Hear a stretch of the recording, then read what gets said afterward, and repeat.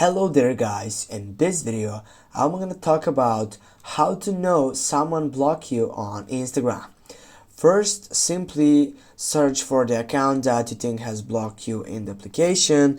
For example, I don't know, we will go, and as you can see, if I go on accounts, it says no results found for this. And if the account is private and you can find it, you'll likely being blocked. Also, if the account is public and when visiting their page you can see their profile image, post count, follower count, or something like that, you have definitely been blocked.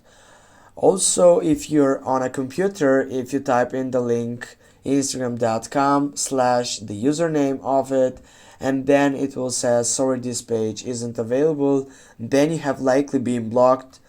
And the other thing that you need to know, or the session which is so important to you, you need to know that Instagram doesn't send notifications for blocked accounts, so you won't be alerted if someone blocks you.